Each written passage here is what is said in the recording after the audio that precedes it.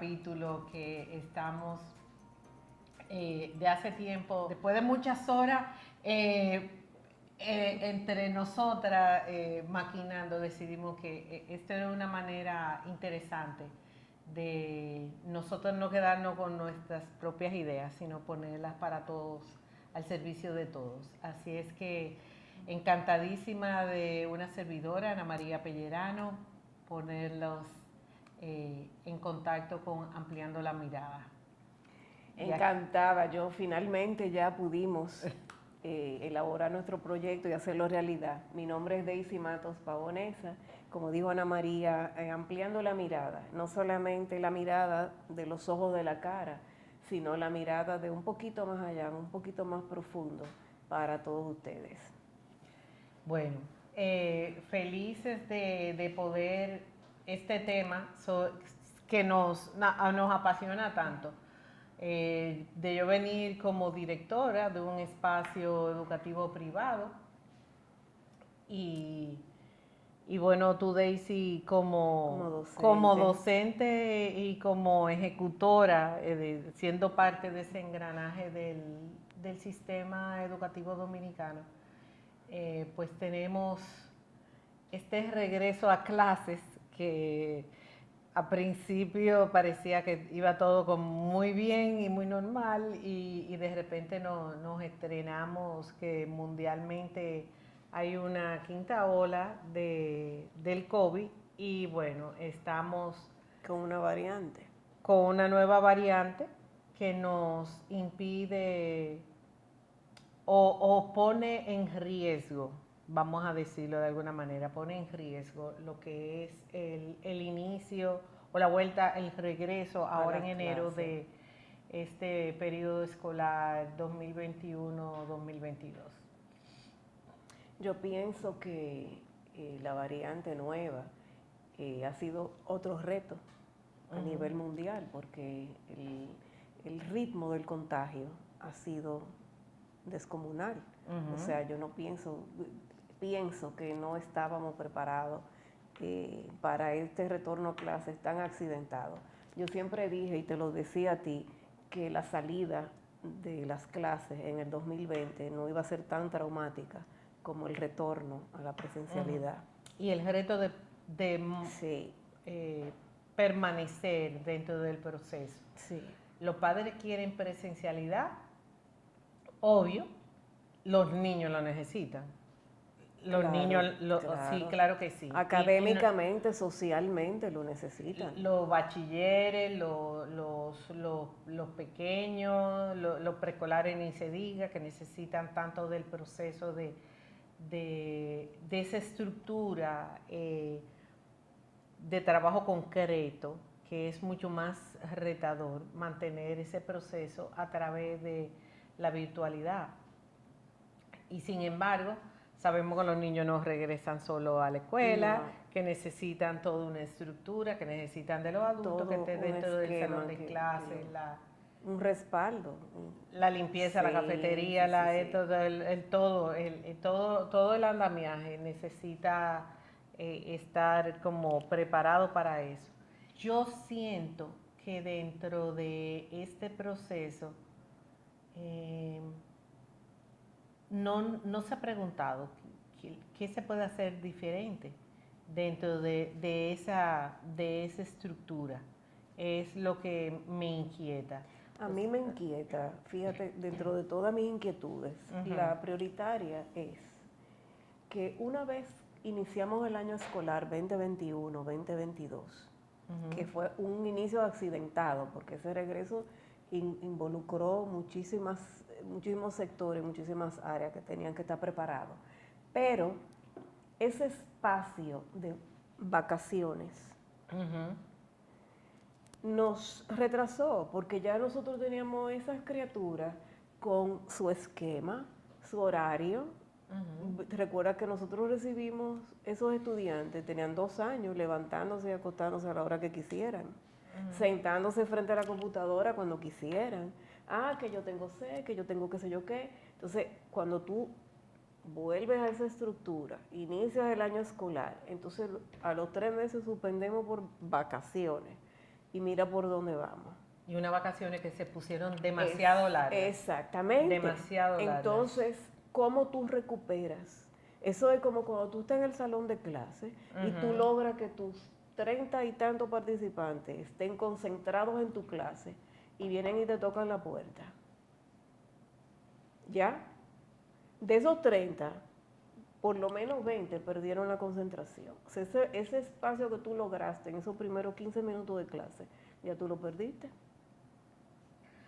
Ahora, en ese tirijala, ¿verdad? Porque no es solamente del Ministerio de Educación, no, son todos los sectores. Es del organismo que regula a los profesores también. Y la otra pata que, vamos a decir, entre los adultos, ¿verdad? Que están conformando como esta toma de decisiones, que están los padres.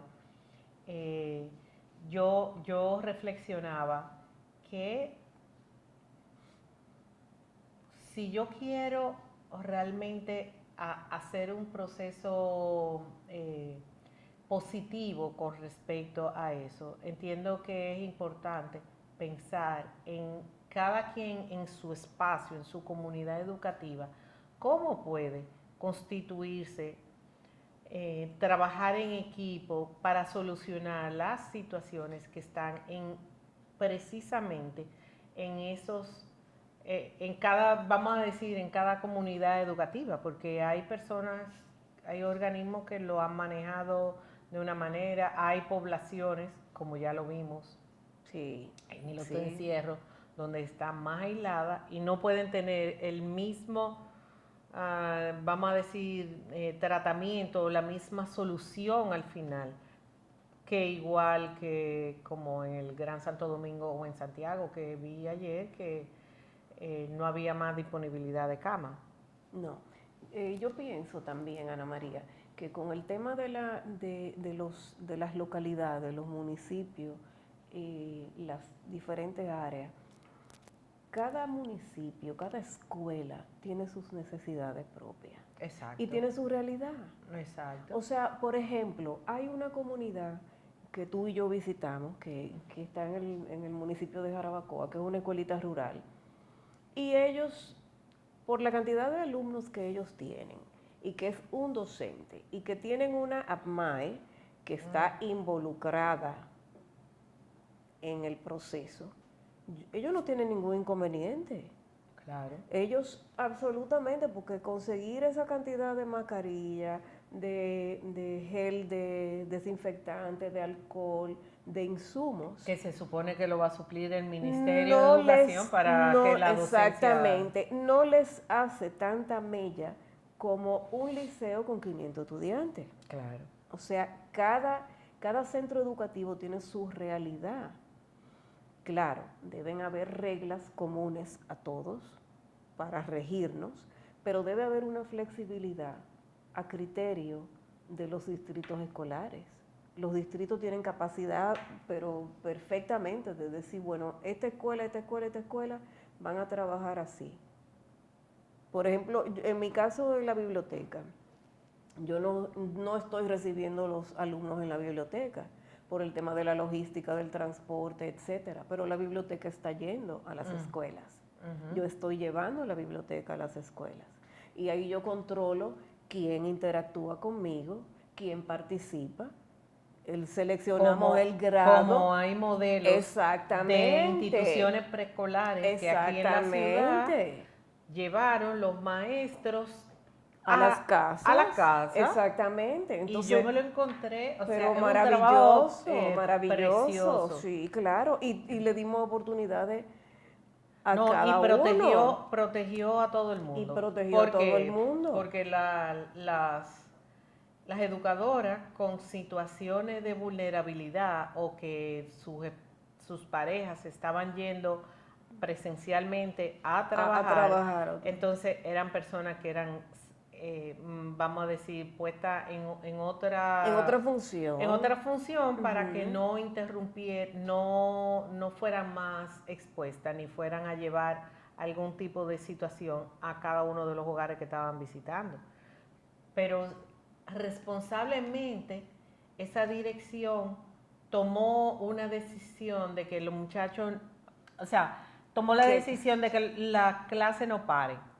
Yo con algunas personas, por ejemplo, he conversado que tengo una prima que vive en Tokio, me dice que lo último que se cerró fueron las escuelas y lo primero que se abrió.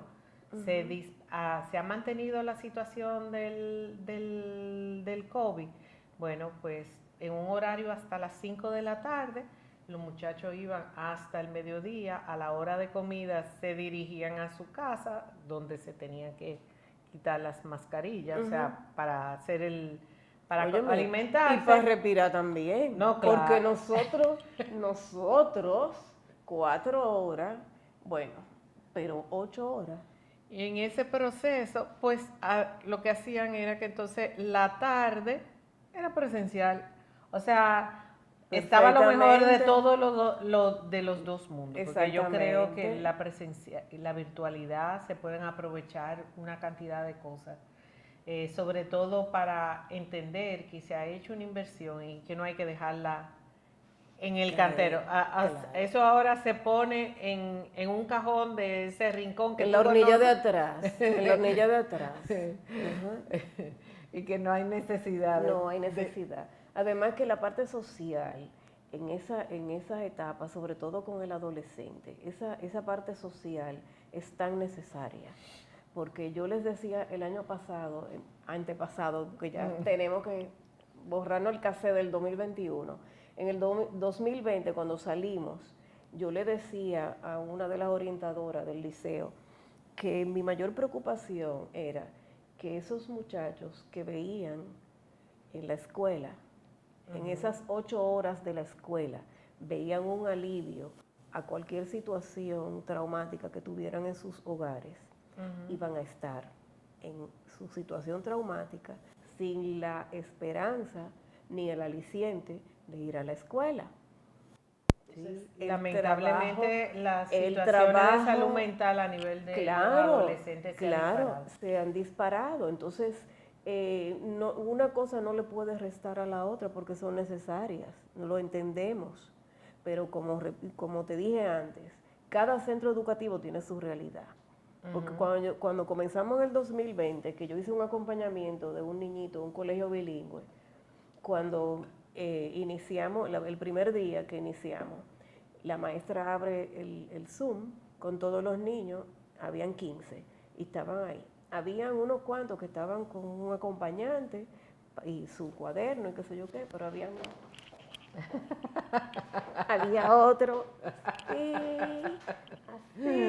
Entonces fuimos adecuando y finalmente ya todo el mundo entendió, o la mayoría entendió, que eso es como si tú tuvieras a tu docente en el frente, que están tus compañeros, aprendimos ética, aprendimos reglas de levantar la mano para que el profesor supiera cuando tú quieres hablar, cuando yo quiero hablar. Entonces aprendimos una serie de cosas que somos capaces perfectamente, y más estas generaciones que son nativos tecnológicos, nosotros no. Claro. Pero estos chiquitos han estado expuestos a la tecnología mucho antes que nosotros. Claro. Entonces, nos llevan ventaja, pero de millas. Es cuestión de enseñarle las reglas de convivencia en la virtualidad.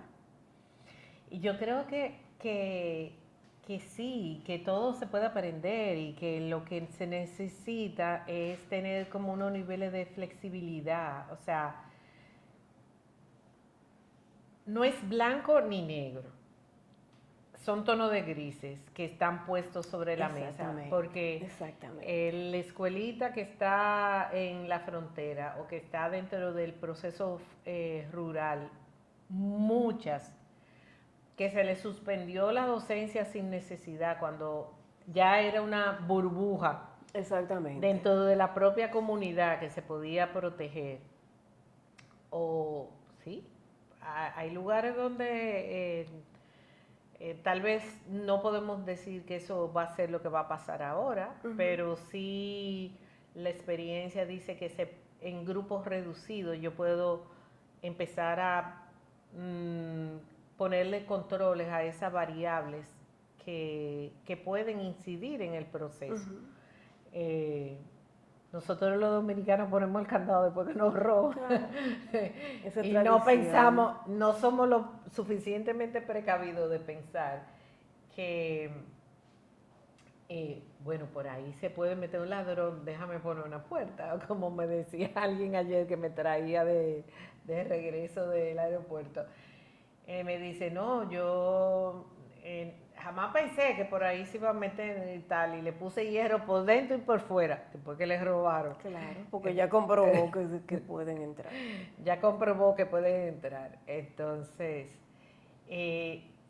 sí pienso y siento que nosotros como para ir ampliando precisamente esta conversación y esta mirada sobre todo lo que comenzar ya este regreso a la escuela, preguntarse a qué más le vamos a dar prioridad.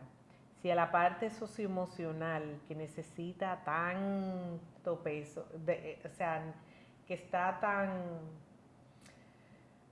no quiero usar la palabra maltratada, pero sí está pidiendo urgencia, atención, está pidiendo mucha atención esa parte, más que el mismo proceso cognitivo, que a los papás les preocupa, claro está. No solamente la parte emocional, sino también si se está atrasando, si se va a quemar, qué efecto puede tener eso a largo plazo de no haber aprovechado bien todos los contenidos, y si esto es un bache que va a afectar aún más lo que es el proceso educativo dominicano. Sí, mira, fíjate, yo te presté el currículum priorizado para la pandemia.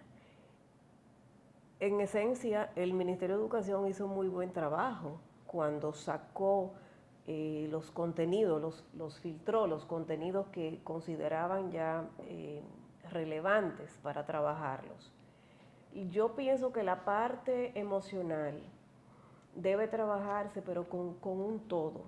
Y ese es el concepto nuestro de ampliando la mirada. No es solamente, bueno, el regreso a clases, sí o no. Clases presenciales, sí o no. Va mucho más allá. Esa es la punta del iceberg. O sea, lo que hay debajo del agua es mucho más. Porque tú tienes que ver cómo está esa familia, qué perdió esa familia, perdió seres queridos, perdió trabajo, perdió ingresos, qué perdió esa familia, en qué condiciones está esa familia que salió en el 2020 de la escuela como un todo, cómo regresó, qué ha perdido en el camino, qué pasó, cómo está ese niño. Porque imagínate que si nosotros como adultos hemos tenido problemas en enfrentarlo y en procesar todo eso que nos pasó de la nada, imagínate esas criaturas cuya experiencia de vida ha sido limitada, cómo procesan. No, y ahí entran ustedes los psicólogos que tienen un peso, óyeme, un trabajo que no dan abasto, Ana María, porque como tú no es uno, ni dos, no. Es el todo. Claro. O sea, todos tenemos problemas a nivel de los adultos con los psiquiatras. Óyeme, yo tengo familia, yo tengo un estudiante que me dice, profe, yo no me puedo inscribir en la clase de inglés como usted la ponga, porque yo ni siquiera tengo teléfono. Wow. O sea, la realidad de cada uno no nos da tiempo, lamentablemente. No, pero hay algo. Podemos tener un panorama, ¿verdad? No, indiscutiblemente. Pero lo que yo te decía, que a esos hijos que han estado, sea en la virtualidad o en la presencialidad, han estado expuestos a qué es lo que sucede en esa casa y cómo están esos adultos manejando toda esa situación de ambivalencia, de ansiedad, de no sé qué hacer o ¿cómo aprovecho y resuelvo esta situación? Porque nosotros, por ejemplo, que hemos estado tan expuestos por años, ¿verdad? Vivimos en la zona del Caribe, donde tenemos los huracanes, lo que hemos experimentado, esas situaciones, que claro, han sido en un periodo de tiempo más corto, porque claro, y más espaciado yo uno y por otro. ejemplo, exacto, y es como espaciado, pero sin embargo nos ha desarrollado unos niveles de resiliencia con respecto a que sabemos que si la luz se va, que hay que hacer una compra, o sea, que hay que tomar medidas preventivas. Aprendimos. Ajá. Pero el mundo no se acabó porque nosotros duramos 1 mes y días cuando el huracán David sin clase. Casi 2 meses. Casi 2 meses. Porque vino Federico. Y fue en agosto. Ajá. Y la clase comenzaba la semana siguiente. Y nosotros, yo no me acuerdo de que currículum priorizado, no señora, nosotros nos metieron todos los contenidos, 11 materias, igualito. Coja ahí. Y no había, bueno, no había ni Viper en esa época. Para decirte que la tecnología era cero. La tecnología en mi casa se limitaba a un intercomunicador que tenía mi papá y mi mamá en la habitación y a un juego de Pac-Man. ¿Tú te acuerdas del Pac-Man? Esa era la tecnología de mi casa. Y mucha lámpara de gas. Mucha lámpara de gas. Mucha lámpara de gas, exactamente. Y ahora creo que como para ir presentando lo que sí, ¿verdad? Pensar que en este proceso que no solamente es responsabilidad del Estado, o sea, lo voy a volver a decir claro, el proceso educativo no es solo responsabilidad del Estado. Bien que el Estado esté tomando medidas y poniendo lo que deba aportar. Cumpliendo con su responsabilidad. Exacto, cumpliendo con su responsabilidad, pero los profesores no pueden llegar todos a la casa y no pueden ir a resolver las situaciones internas de la casa. Entonces, de manera interna, en la casa, sí, entonces, vamos. Hay una parte que nos corresponde a nosotros en medida preventiva, en saber si comunicar, por ejemplo, a los profesores o dentro de esa dirección, coordinación, psicóloga del colegio. Como un todo, un equipo. Como equipo, tiene que ser trabajo de equipo. No puede trabajar cada quien aislado. Todos por el bien, por el éxito del año escolar. Yo no puedo trabajar aislada de ti, del psicólogo. O sea, el psicólogo no puede trabajar sin el padre, sin el docente. Y que no recostarse. Entender que si hay algunas habilidades que aún a pesar de todo, porque hay algunos padres que como que el santo grial es solamente que los niños estén en la escuela, en la presencialidad.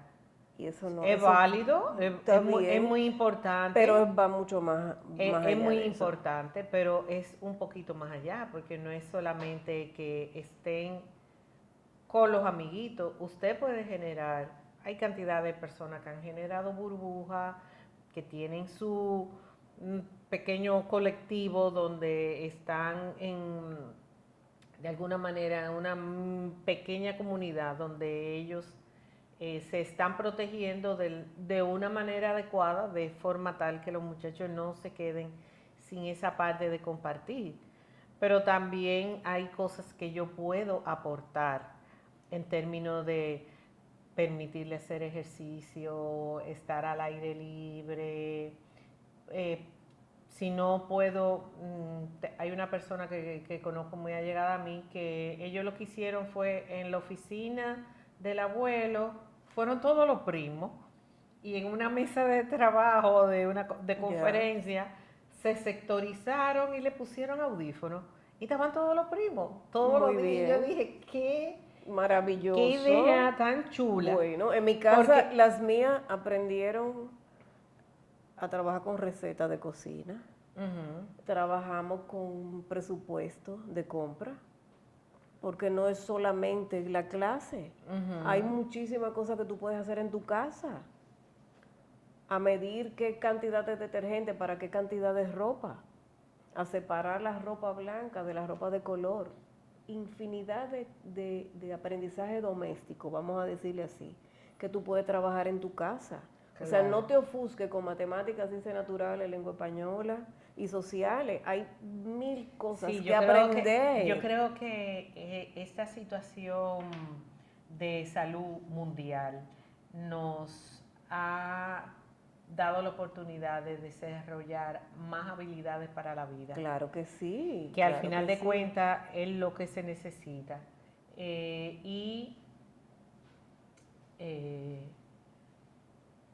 Permitirnos como adultos, permitirnos nosotros los adultos, enriquecer esa parte emocional y esa parte de vulnerabilidad, porque nos hemos sentido vulnerados. Claro que sí. Claro que sí. Muy vulnerables, muy... todas las situaciones de salud han hecho que nos demos cuenta de que al final de cuentas la vida es un regalo. Esto fue lo que nos trajo la vida. Ninguno de nosotros pedimos esta situación. Entonces nosotros, los adultos, el adulto de la casa, tiene la responsabilidad de asumir su rol y ser guía de sus hijos, porque sus hijos no tienen como nosotros herramientas emocionales para lidiar, y no son los llamados tampoco. Esa parte de que, bueno, mi hijo grande cuida al chiquito, eso está muy bien, pero esto no, este problema, esta situación que estamos viviendo no tiene nada que ver con eso. Es tema, asunto de cada quien asuma su rol y que usted le dé la confianza a su hijo. Y cuando usted tenga que llorar y cuando usted tenga que expresar alguna incertidumbre, porque todos tenemos incertidumbre, llegó un momento que nadie sabía si era en el aire, si era pegado de la ropa, dónde estaba. Cuando usted tenga ese momento de incertidumbre, usted no le agregue más a su hijo. Claro. ¿Entiendes? O sea, trate, entre en su rol de guía, de protector, entendiendo que es difícil. No le pida más de lo que él puede dar o ella puede dar emocionalmente, y trabajemos juntos. Exactamente. Qué bueno que yo creo que hemos cumplido con el compromiso de ampliar un poco la mirada y dejar ese axioma de que al final de cuentas hay que tener apertura y hacer un trabajo en equipo. Exactamente, y que todo es posible. Exacto. Si trabajamos en equipo, todo es posible. Así mismo es. Yo maravillada de que los miércoles tengamos esta tertulia, ¿verdad?